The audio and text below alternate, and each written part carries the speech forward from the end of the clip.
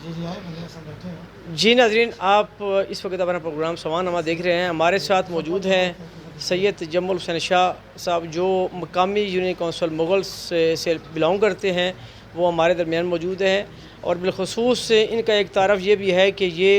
फ़ाकी ज़िला इस्लामाबाद के चेयरमैन हैं ज़कात उशर कमेटी के। इनसे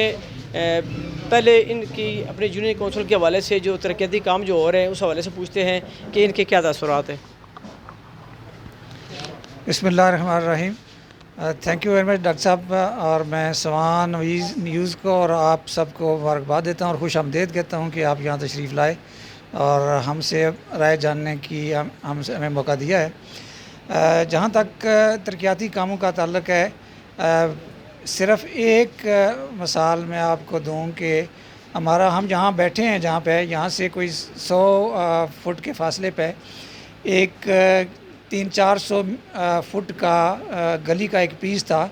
जो गुज़श्ता 20 सालों से रुकावट बना हुआ था। लोग कीचड़ में गुज़रते थे, नाली का गंदा पानी उसमें बह रहा होता था और पैदल चलना एक पाँव रखने की जगह भी नहीं होती थी। सिर्फ यहाँ की मकामी टीम ने राजा खुर्रम नवाज़ साहब की क़ियादत में यहाँ के मकामी लोगों से रब्ता किया और उनके मसाइल जाने और उनको जान के दिन रात मेहनत की और थोड़े ही अरसे में यहाँ से एक अच्छी सड़क जो है गुज़र रही है और वो दो गाँव को और इलाके को आपस में मिला रही है और बेशुमार लोग जो हैं यहाँ से गुज़र के फ़ायदा उठा रहे हैं। तो ये स्पिरिट और ये विल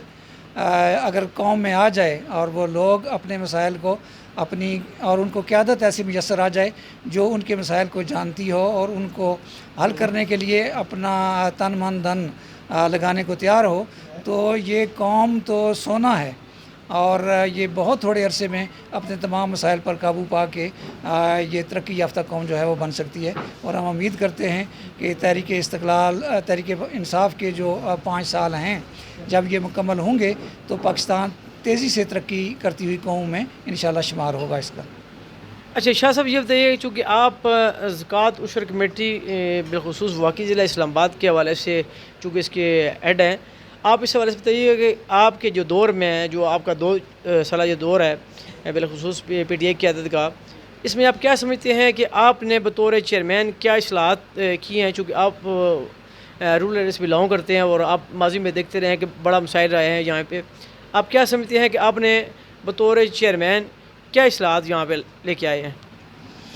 डॉक्टर साहब, इस तरह है कि हमारा ज़िला जो है इसमें 3 MNAs हैं और 3 हमारी कंस्टिट्यूंसीज़ हैं, 52, 53 और 54। इसमें हमारे पास इससे पहले जब से हमने चार्ज लिया तो 150 लोकल ज़कात कमेटियाँ थीं। लोकल ज़कात कमेटी 10,000 की पॉपुलेशन को एक कमेटी सर्व करती है और कमेटी की कंपोजिशन आपको पता है कि उसमें एक चेयरमैन होता है, एक को सेक्रेटरी होता है और 7 उसके मेंबर होते हैं जिसमें 2 ख़वातीन होती हैं। हमने ये महसूस किया आते ही कि हमारे यहाँ ज़िले में आबादी काफ़ी ज़्यादा हो गई है, तो हमें ज़कात कमेटियाँ हमारी ज़्यादा होनी चाहिए। तो पहला स्टेप हमने लिया, उसके लिए हमने एफ़र्ट की और हमारे तीनों MNAs ने हमें सपोर्ट किया और अल्हम्दुलिल्लाह हमने 2 महीनों के अंदर अंदर 50 कमेटियों का इजाफ़ा कर दिया और हमारे पास ज़िले में कोई 50-52 यूनियन कौंसल्स हैं, तो हमने हर यूनियन कौंसिल में एक नई कमेटी जो है उसका इजाफ़ा कर दिया। तो सबसे पहला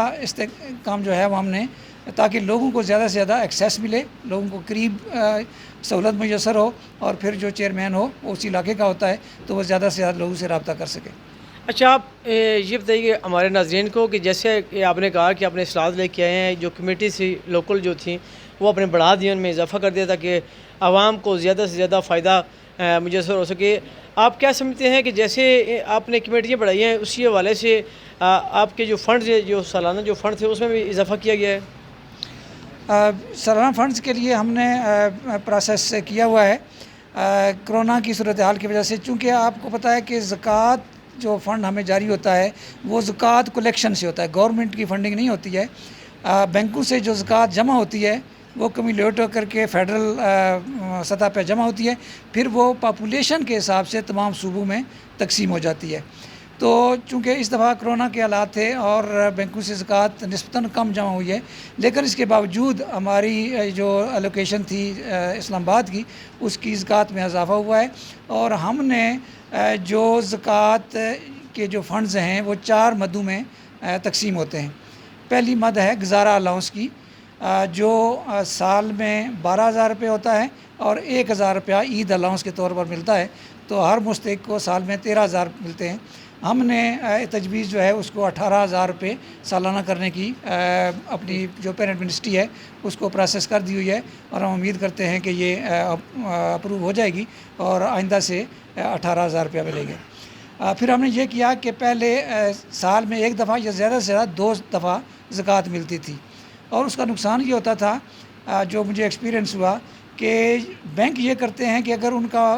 अकाउंट किसी बंदे का 6 महीने तक ऑपरेटिव ना रहे तो वो उसको इनएक्टिव कर देते हैं, और इनएक्टिव अकाउंट को फिर एक्टिव कराने के लिए उनके कराची जो हेड ऑफिस हैं वहाँ से रब्ता करना पड़ता है, और 3-4 महीने जो हैं वो लग जाते हैं इस प्रोसेस में। तो हमने ये तय किया है कि अब हम 3 या 4 महीनों के बाद ज़कात जो है वो इशू कर दिया करेंगे, ताकि लोगों को वो इनएक्टिव अकाउंट वाला जो इशू है वो फेस ना करना पड़े। दूसरी हमारी जो मद होती है ज़कात की, वो होती है जहेज़ अलाउंस, जो इस वक्त 20,000 रुपये मिलता है। उसका तरीक़ाकार ये होता है कि जो भी मुस्तहिक फ़ैमिली होती है वो निकाह के बाद निकाह नामे की एक कापी उसके बच्ची के जो पेरेंट्स होते हैं उनकी शनाख्ती कार्ड और बच्ची का शनाख्ती कार्ड या बे फॉर्म वो लगा के मुकामी चेयरमैन से फॉर्म जो है वो अप्रूव करा के फॉरवर्ड करके हमें दे देते हैं। हम उसको ये, और पिछले 2 से 3 साल गुजर गए हैं जो केसेस हुए भी थे, उनको भी वो फ़ंड्स जो हैं वो जारी नहीं हो सके।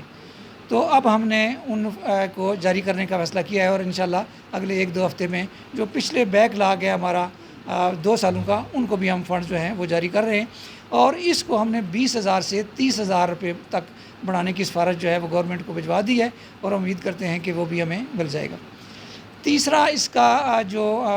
फ़ायदा है वो है मेडिकल अलाउंस का या मेडिकल ट्रीटमेंट का। उसका तरीक़ाकार ये होता है कि जो मरीज़ होता है वो हॉस्पिटल में जाता है, और वहाँ से उसको एक फ़ॉर्म मिलता है, हमारे लोकल ज़कात कमेटी के चेयरमैन से भी वो फ़ॉर्म मिलता है।